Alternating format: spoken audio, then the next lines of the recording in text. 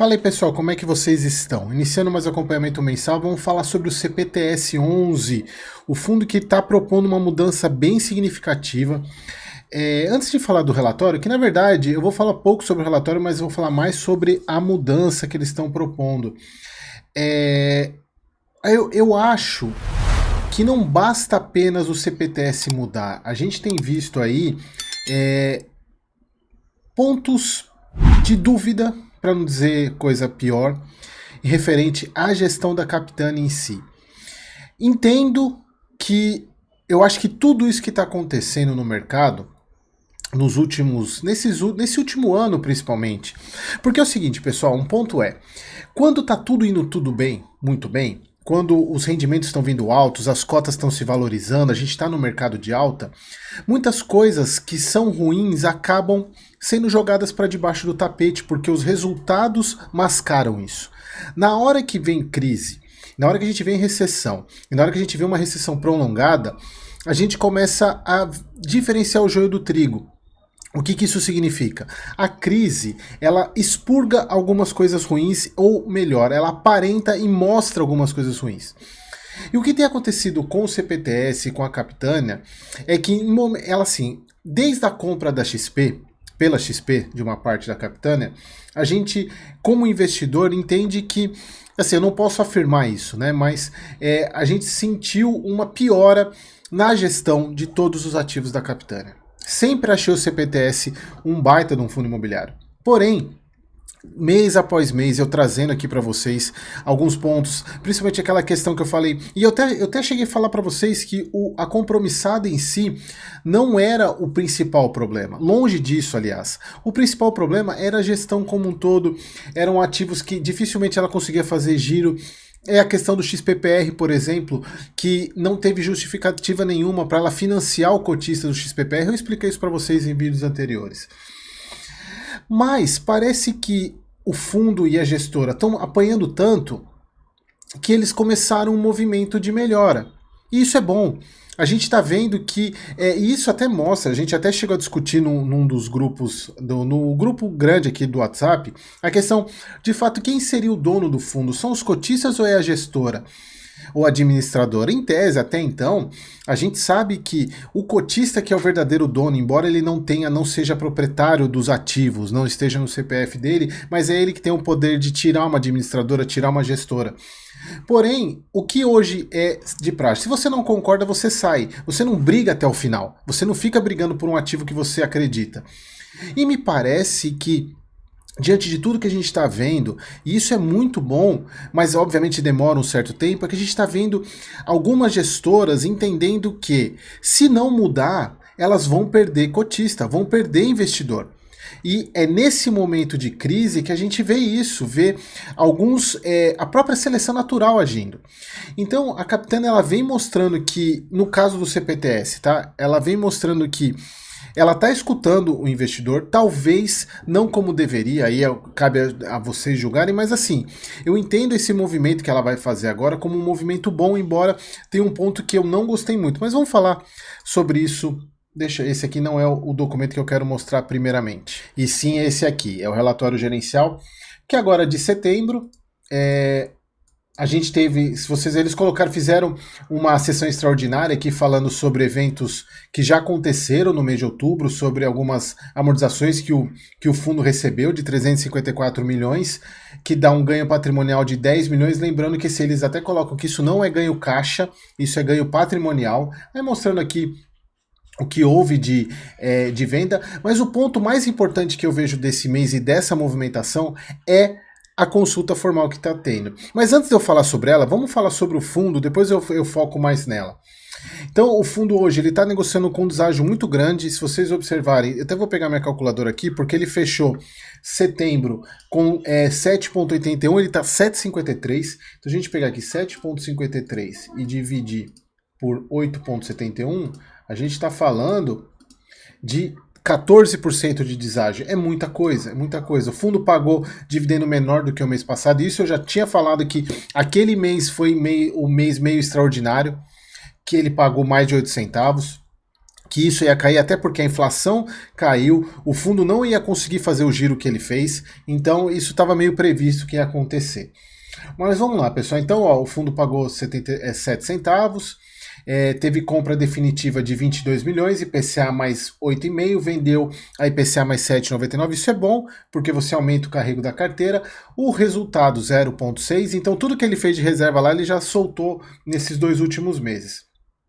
Aqui que eu vejo como o principal motivo da mudança que o fundo vai fazer, que é a alocação de ativos. Hoje ele é um fundo de CRI, porém ele tem limite para investir, ele só pode investir até 1/3 do patrimônio em outros ativos que não sejam CRI, e ele está no limite. Tanto é, se vocês lembrarem, o quanto que ele soltou de documentação referente a desenquadramento de alocação, um atrás do outro, acho que foi uma semana soltando desenquadramento, porque se você tem uma valorização, porque o que importa é o seguinte, é sobre o patrimônio, se você compra e esse ativo que está naquele 1/3 valoriza, ele ultrapassa e você desenquadra. Então você tem que fazer uma venda para poder reenquadrar.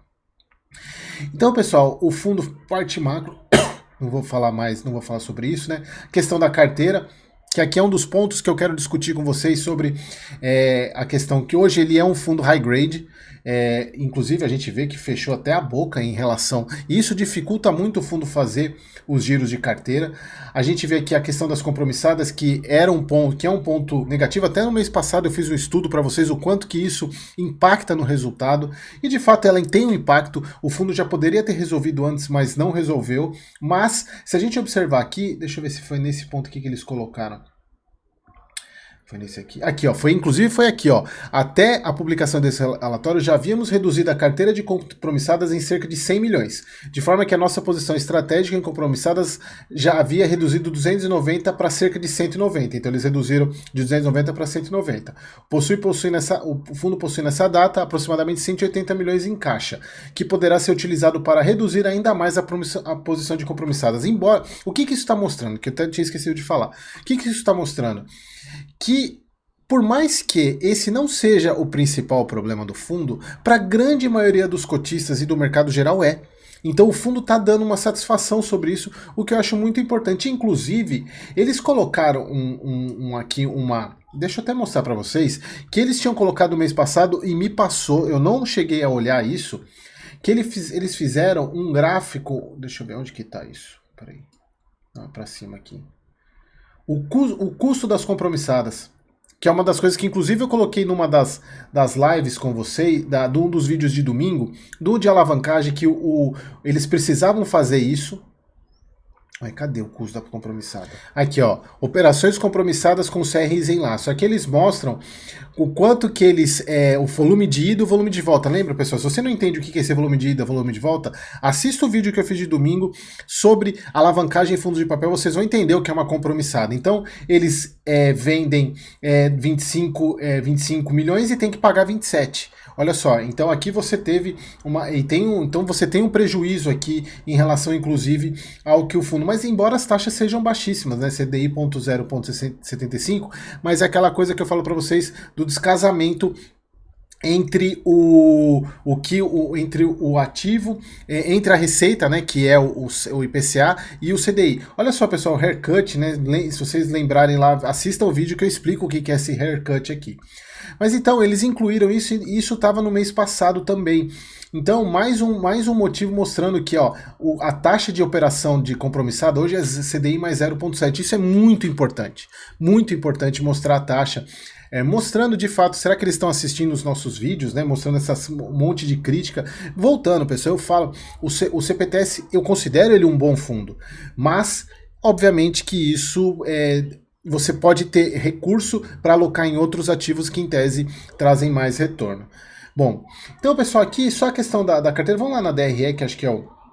Deixa eu ver a movimentação do fundo. Comprou, aqui são participação em sobras, né? E vendeu TRXF, aqui o retorno do fundo, a carteira de fundos.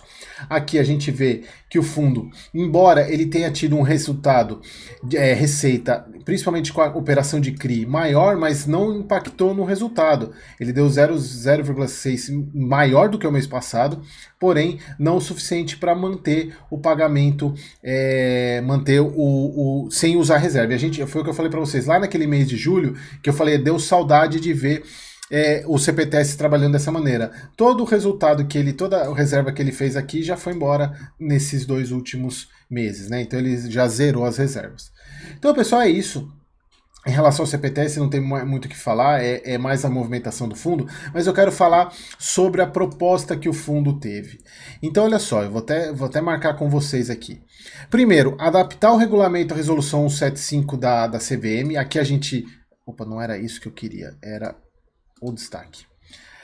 Que é o que todos os fundos vêm fazendo e todos os fundos vão precisar fazer isso até o ano que vem. Todos os fundos vão precisar adaptar os regulamentos para isso. Aqui é a principal modificação. Flexibilizar a política de ativos-alvo com base em fundos hedge fund, ou seja, transformando o CPTS, que hoje é um fundo de CRI, para um hedge fund. Eric, mas o que isso muda? Tudo. Muda tudo no CPTS, porque hoje ele é limitado a investir o capital dele em 2/3 em CRI. A partir do momento que ele muda o regulamento para hedge fund, ele está liberado para investir o quanto ele quiser em todos os ativos. Ele pode investir em CRI, ele pode investir em fundo imobiliário, ele pode investir em ativo imóvel físico, ele pode investir em ações de empresas do setor, ele pode investir em cotas de SPS. Se vocês pegarem, por exemplo, o KNHF, que é o hedge fund da Quinelli, tem 20% em imóvel físico. Então... E isso, pessoal, vai ao encontro, não é nem encontro, vai ao encontro a algo que eu venho falando há um bom tempo para vocês, que na minha visão, essa mudança é o futuro para todos os fundos imobiliários. Todos os fundos imobiliários, em tese, a não ser esses mais consagrados, que estão muito específicos, por exemplo, logística, não tem muito sentido um HGLG virar um hedge fund, porque o foco dele é galpão logístico, um BTLG. Mas esses outros fundos, principalmente fundo de papel e fundo de fundos, o futuro desses fundos vai ser se transformar em um hedge fund. Porque isso dá muito mais abertura pro gestor, principalmente se ele entende que ele tem mais possibilidade de ganho em uma classe que ele não consegue investir. Que no caso, o entendimento que a Capitânia tem é que ela consegue trazer mais retorno e investir em fundo imobiliário do que em CRI. Vocês vão ver que eles até escrevem isso. Aqui um ponto importantíssimo, redução da taxa de administração, porém, aí veio a agada, né? Não vou nem falar C, é a agada. Incluir uma taxa de performance de 15% ao que exceder ao 100% do CDI. Deram uma de Tigar, né, Capitânia? Pelo amor de Deus.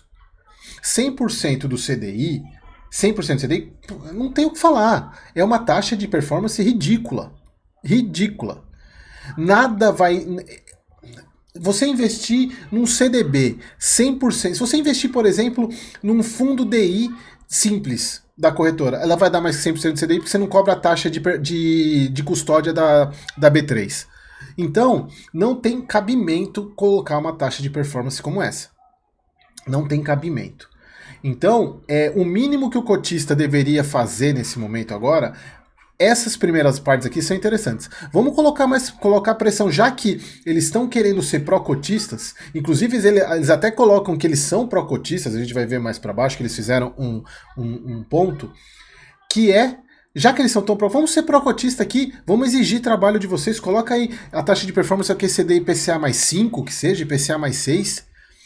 Ou IPCA, pelo menos. Não, IPCA também seria... Mas CDI, 100% CDI é muita sacanagem. Agora, IPCA mais 6, IPCA mais 5, por que não coloca isso? Agora, 100% CDI, para mim, essa foi a pisada de bola que eles deram aqui, que de fato isso aqui mostra que não estão tão alinhados assim com o cotista como eles dizem. Zerar a taxa de gestão para o percentual de CPTS alocado em fundos geridos pela Capitânia, pô, isso é o mínimo que tinha que se fazer. Isso aqui não tinha nem que ter, isso aqui não era nem para ter lá atrás, né? Isso aqui era o mínimo que deveria se fazer. Mas vamos lá que eles fizeram um material de consulta aqui bem interessante, falando que é a proposta para a modernização do fundo. Aí fala aqui que o fundo completou 10 anos, deixa eu só aumentar um pouquinho aqui, completou 10 anos, rentabilidade, que a gente já falou isso no vídeo passado. Nos 5 primeiros anos o fundo teve apenas CRI em carteira e a partir de 19 começou a ter um limite de 33 para aquisição em cotas de fundo imobiliário. Nos 3 primeiros anos o fundo tinha uma carteira high yield e passou a ser mais high grade, isso a gente já sabe. Então eles falam aqui todo o resultado do fundo, né, retorno desde o início. E aqui, pessoal, eles falam o seguinte, olha só, qual, na minha visão, a justificativa que eles estão dando. Os fundos de CRI High Grade, negociando com desconto atrativo, na média IPCA mais 9,9. Nesse cenário, é melhor vender os CRIs no secundário e comprar os fundos imobiliários. Então, eles entendem isso, só que eles são travados pelo regulamento. E aí eles falam que essa é a ideia de você, para você melhorar, né? Eles falam, ó, spread de CRIs High Grade está na mínima histórica, nesse cenário é melhor vender os CRIs no secundário e comprar FIIs com carteiras high grade a spreads maiores. Então eles entendem que eles trariam mais retorno para o cotista investir em fundo imobiliário, inclusive de papel, do que no próprio CRI diretamente. Então, só que eles são limitados a 33%. Aqui falando sobre o cenário, empresas listadas com oportunidades, aqui eles mostrando que a tendência também de investir em empresa, né? E aqui o cenário atual. Regulamento com instrução CVM desatualizada. Isso aqui é obrigação, independentemente se o fundo vai mudar o mandato dele, mandar o tipo de fundo, isso aqui ele vai ter que mudar. Taxa de administração acima da média do mercado, sem taxa de performance, limite de exposição e possibilidade de comprar ações de empresas imobiliárias. Então, alteração do regulamento, mudança para hedge fund, redução da taxa de administração, regulamento com mandato mais flexível. E aqui, pessoal, todas as mudanças, né, mandato flexível, aumento do valor patrimonial,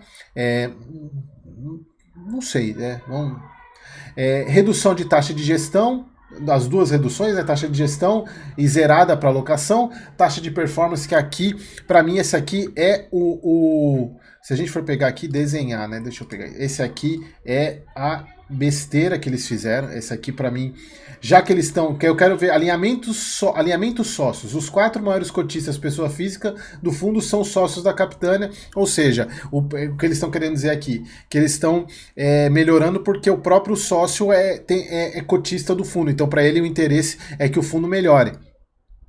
Então, tá. Então aqui você tem um aumento de uma tendência de aumento do dividend yield, né? Isso todos os hedge funds que estão virando aí mostram que em tese você vai ter uma melhora, né? Aqui eles falam da recuperação da cota patrimonial, aumento de dividendo, zerar a compromissada. Aqui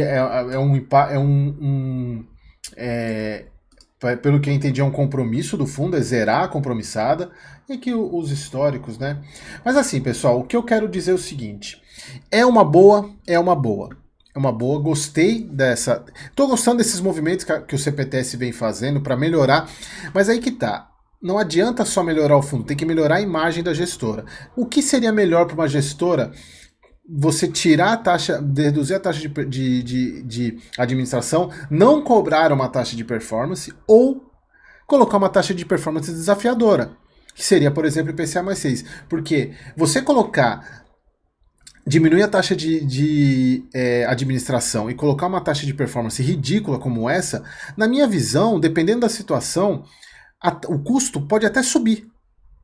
Porque você ficou muito mais fácil cobrar. Porque a partir do momento que você tem um fundo com um mandato maior, que você pode fazer ganho de capital com outros ativos, com ação, você pode fazer ganho de capital, você pode fazer ganho de capital com imóvel físico, você pode fazer, como eles falaram, ganho de capital com cota de fundo imobiliário. Então a chance deles performarem acima do CDI, 100% CDI, é ridiculamente fácil. Então, o ponto negativo, o ponto positivo dessa mudança é a transformação do fundo, e que a gente vem notando mês a mês que eles estão tentando, mas será que estão tentando assim com um pensamento mais pró-cotista ou uma melhoria para trazer mais caixa para a Capitânia? Então, eu acho que é isso que você, cotista, tem que fazer. Eu acho que a primeira coisa é mandar um e-mail para a gestora e falar por que dessa taxa de performance acima do CDI? Cadê o desafio da gestora? Vamos lá, já que vocês são pró-cotistas, querem mostrar que vocês querem mudar a imagem que vocês têm em relação ao mercado, coloque uma taxa de performance desafiadora, porque com essa taxa, e a gente vê isso no Tigar, ela come praticamente uma boa parte do resultado do semestre nessa taxa de performance. Ainda mais, no fundo, no caso do Tigar, ainda tem um agravante, porque basicamente o retorno dele é ganho de capital. No caso do CPTS mudando para hedge fund, ele pode ter muito ganho de capital, então isso vai encher o bolso da gestora com taxa de performance. Então, pessoal, obviamente tem a questão da linha d'água também, mas eu acho que você, cotista, deveria mandar um e-mail para a gestora perguntando primeiro o porquê dessa taxa de 100% e forçar, falar, legal, então já que vocês querem fazer isso, vamos colocar uma taxa mais desafiadora. Obviamente que a Capitânia é horrível para responder e-mail, nunca me responderam, mas quem sabe, já que parece que eles estão vendo os vídeos, estão vendo que o mercado tá com sentimento negativo em relação à Capitânia, quem sabe isso não mude também. Beleza, pessoal? Espero que vocês tenham gostado e até o próximo vídeo.